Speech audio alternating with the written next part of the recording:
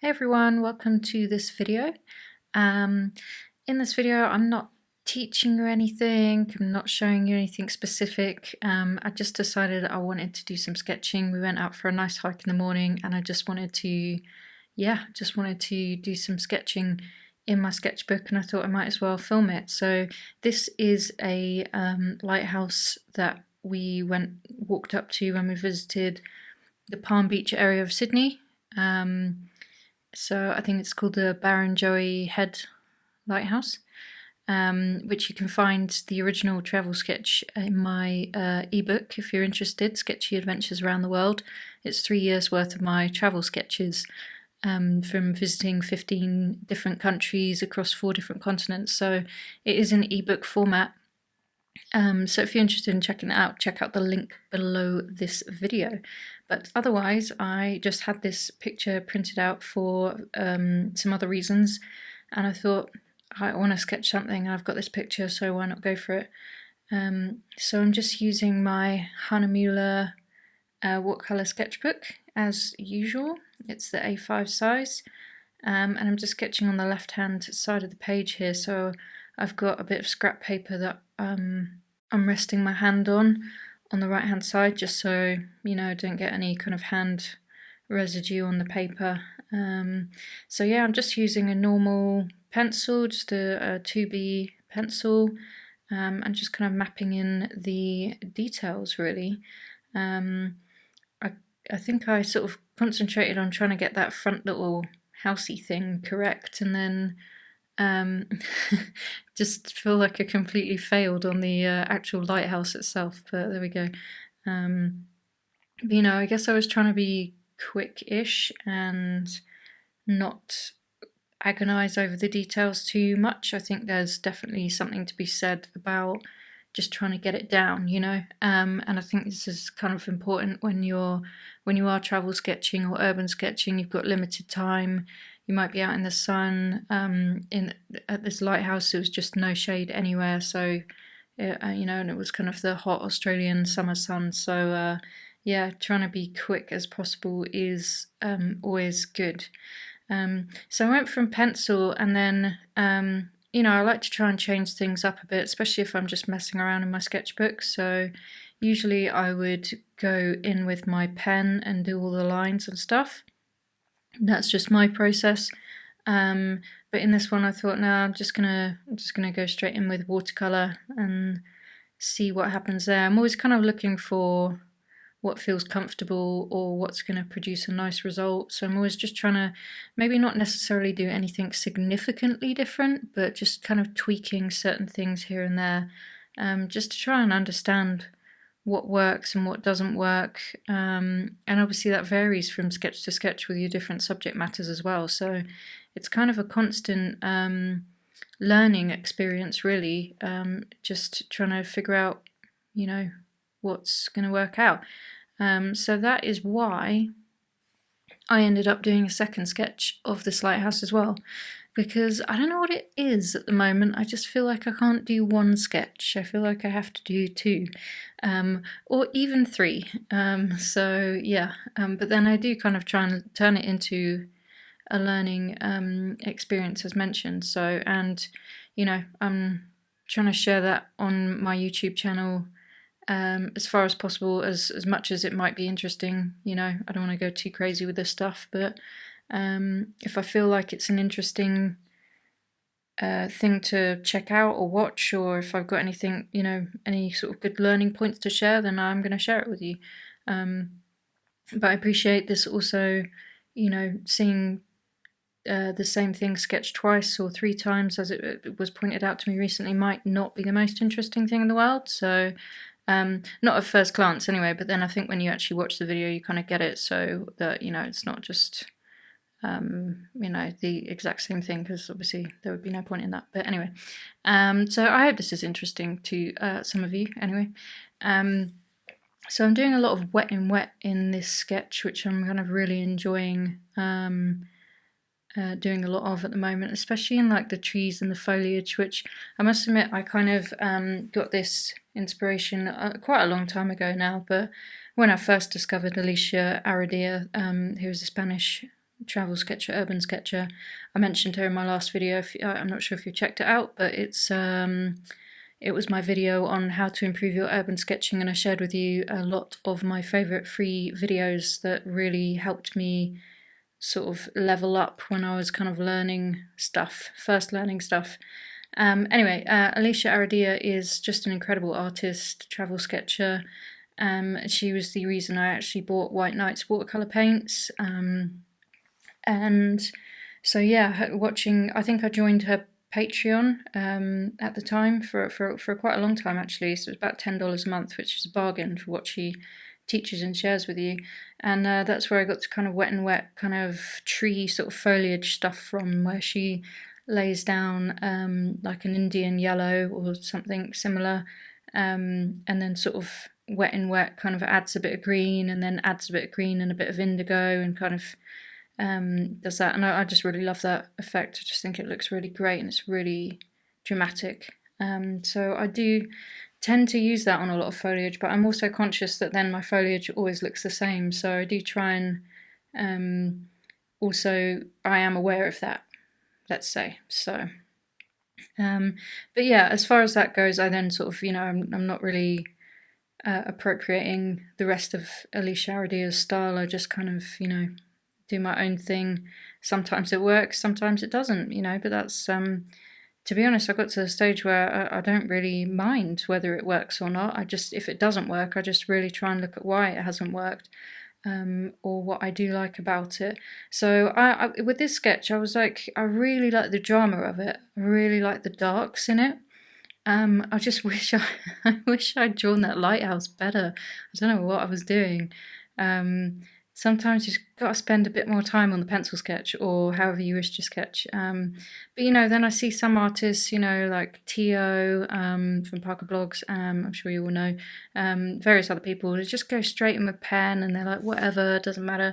So, I think maybe at some stage I'll get there, but then, you contrast that versus Alicia Aradia, who is adamant you must get your pencil sketch correct. Otherwise the rest of it will fall apart.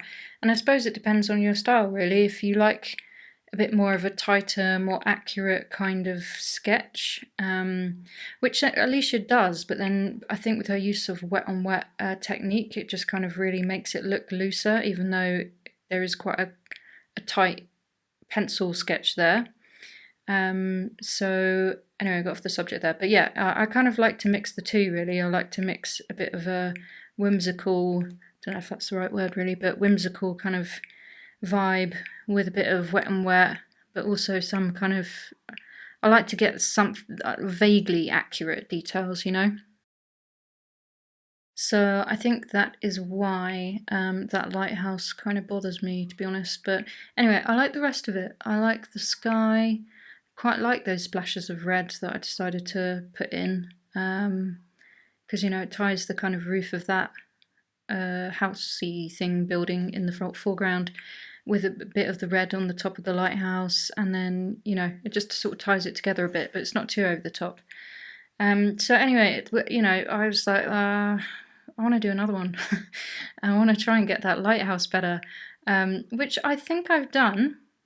However, I managed to cut the top off, so I'm very much like do as I say and not do as I do, because I very much preach the whole map in your tallest bits and make sure you can fit everything on the page, and then I just don't even do it myself. But learn from my mistakes anyway.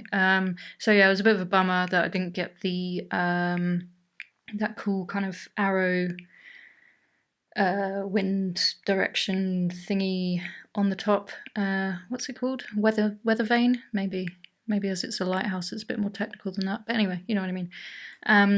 However, I did get the that section kind of below the glass bit, that kind of stone wall that flares out there. I got that a bit better, so I was kind of happy about that. I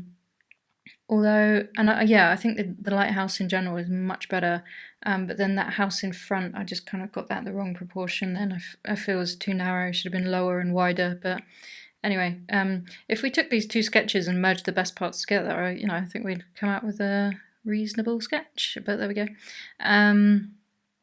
So I'm doing my sort of more standard process with this sketch, something that's more my comfort zone, where I kind of sketch out in pencil and then I grab my fountain pen or a fine liner or whatever I've got, and go for it. Interestingly, on both of these sketches, which wasn't all that deliberate, but once I realised I was doing it, I thought, well, why not stick with it? Because again, that kind of makes maybe an interesting talking point, is that I used a size 10 brush. This is an Escoda brush, Skoda Reserva travel brush. I used a size 10 for the entire, both sketches, entirely. So, which I think is quite interesting. I didn't need to change at all, and that's unusual for me. But once I realised I'd done most of it with the same brush, I was like, oh, I'm just going to stick with it. Which kind of just proves to you, really, that you don't need a vast array of brushes to kind of get stuff done. So that's quite nice to know. You know, if you are going out urban sketching or whatever, you know, you can be quite minimal with what you're taking with you. So I guess for this subject matter, I didn't really need anything smaller than this, or for any fine detail work or whatever. It's like reasonably loose, I suppose, the actual wet on wet kind of painting vibe. So I suppose you didn't really need anything too much smaller. And also the Escoda has a nice point on it as well, so if you use it very lightly and gently, you can kind of get into those smaller areas. I'm a bit heavy-handed though, so I do find that hard, but it was kind of a good training.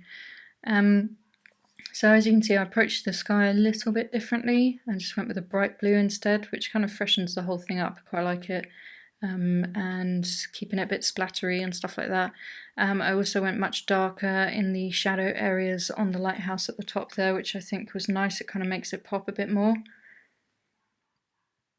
I also changed the composition a bit as well, just to not do the exact same thing, just to mix it up a bit, just to see what works.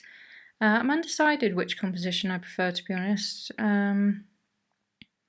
I think I mainly prefer the sketch on the left, but I wish the lighthouse on the right was in the sketch on the left, but including the top weather vane part, which I didn't fit on. So yeah. So I don't know though. Do you like the colour of the sky and the one on the right? Anyway, I'm going in with a white Posca marker at the end here and just kind of separating out the foreground foliage. Just seemed to sort of be merging into the back a bit, and that bit was a bit wet, and the white Posca marker kind of bled into the paint a bit, and I just actually made a really beautiful effect. I really liked it. So yeah, I'm just kind of adding darker bits, really. That always makes things pop out a bit. It's just going in and really making sure you can darken some areas up. But yeah, this is pretty much the two sketches here, and I think I'm reasonably happy with both.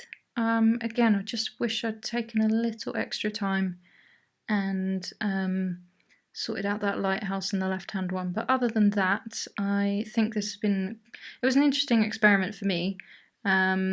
Just playing with the different compositions and different colours and approaching it in a different way. I hope it's been an interesting demo for you guys. Again, it wasn't really meant to be anything specifically to teach you anything or whatever. It's just me messing around in my sketchbook, and I thought you guys might find it interesting. So as I said, I quite like the sky on the one on the left. It's quite moody and it's a bit closer to the photograph.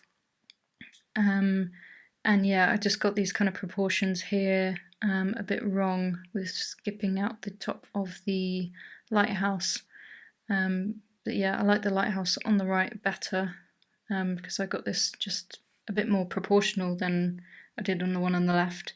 As I mentioned, I prefer the house on the left to this one because it's just the better shape. I think I prefer the tree on the left one. I think it just is a bit more interesting. And this background bit here actually. But I quite like how that white Posca marker came out bleeding into the paint there. I'm undecided which foreground I like the best. I think this wall came out slightly better on the one on the right. I was a bit bolder and more intentional with it. So yeah, that's it guys. Hope you've enjoyed this video. Bit of a random one, I suppose. But yeah, do check out urbansketchingworld.com for loads and loads of articles about urban sketching over there, and I'll look forward to seeing you in my next video.